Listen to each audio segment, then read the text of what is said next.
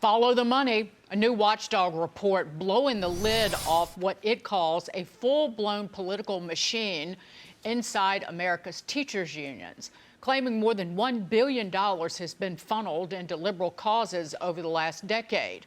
Portions of that funding going to climate initiatives, Planned Parenthood, and the National Center of Transgender Equality. Caroline, I could call this your beat.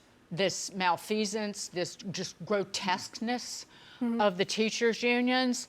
Not a surprise, but still a stark reminder that the unions are not in the business of actually teaching our children. 100%. And to your point, it's not a coincidence that the majority of teachers' unions' political donations go to the Democratic Party or to George Soros adjacent organizations, because they protect their monopoly. And the government-run school system is a monopoly. And COVID, the pandemic, and that abuse during that time really exposed that. They demand a non-ending, I should say, gravy train from taxpayers, from the federal government, while delivering abysmal academic performance year after year. They peddle radical curricula like critical race theory, gender ideology in the classroom, despite the fact that their students are not proficient in math, in reading, and writing. It is one of the most scandalous cabals, frankly, in American life. And luckily, parents woke up to this during COVID, and there was a mass exodus out of the public school system and into school choice. And another point to why it is a monopoly, they're so threatened by school choice because it competes with their money. They basically unchallenged until classical schools, parochial schools come in there and say, well, actually, we'd like a bite of the taxpayer dollars, but instead of focusing on the curricula that you guys do, which is complete nonsense and neglects core subjects, we're going to teach them, I don't know, in the classical model. And there's been a whole renaissance of schools like that, going back to the great books, phonics, those subjects that actually are proven to teach kids how to read, how to learn. But yeah, the teachers' unions, it's the biggest money laundering operation probably in our current political structure. It's got competition from like Medicaid, sure, hospice care, but I hear what you're saying. And it's going to take courageous red state governors to take this on. And I would say one of those is Ron DeSantis, who's trying to move mountains to expand school choice. He's just pushed something through this Florida legislature, which makes it easier to set up smaller schools. Because there's all this sort of red tape you have to go to start a charter school. He basically makes it a lot easier to do that. But in blue states like New York, by the way, it's one of the reasons why you have Mondami. The teachers union is so big here. They all go voting for him in this city. You know what I'm saying? That's why we have a bloated school system in the city. New York City's public schools are pretty lousy.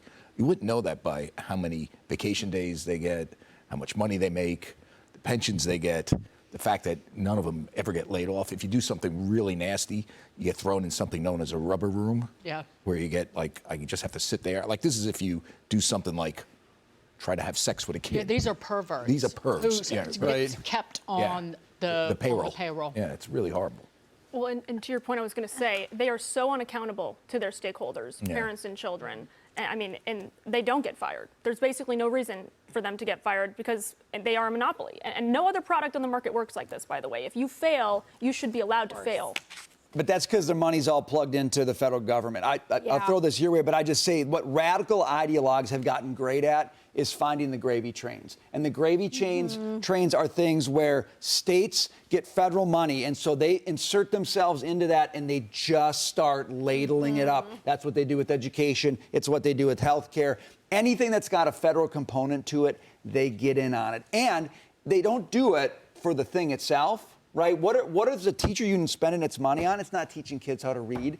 It's climate change. It's abortion. How is abortion a thing that the teachers union would support? They teach kids. They need kids. It makes no sense. They need kids. That's you nailed it.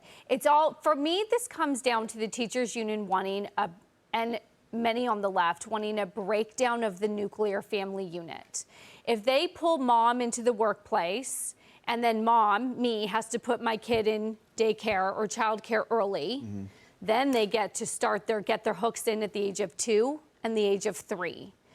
And then you can start them early. So they are, I think, trying to break down that nuclear family unit so they can get them early and pull them in and start indoctrinating them early. I was reading a report from the New York Times that conservatives are outbirthing liberals three times. 1.5 kids, people on the right, 0.5 kids, people on the left. Because when you grow up on the left and you're told that the world sucks, climate change is coming, we have a fascist, no one wants to have kids. People on the right generally are pro-family and want to have kids. So when you face those odds, you either have to import voters or hook them early. So they're starting at the age of 2 or the age of 3 and pulling them in, and that's how they're doing it. So what do you say, Dagan? Suck them dry.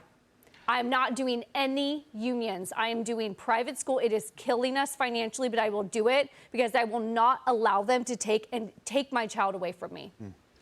Doesn't school choice indirectly help starve the teachers' unions? Because certainly at the federal level and at the state level, the funding is tied to the number of students enrolled, not the local funding, but the money that the school districts get federally and from the state is tied to how many kids are educated per district. Yep. So fewer kids in your classrooms, less money. Bingo. And it's working. That's why they hate it. That's why they hate school choice. A couple of my family members in Florida are doing school choice and moving, and they are seeing neighborhoods and schools change drastically because everyone wants to go to where there's good teachers, and the good teachers that are left at the schools that are now kind of vacant are going to hopefully find new jobs if they're good, but you are seeing already drastic changes on the ground.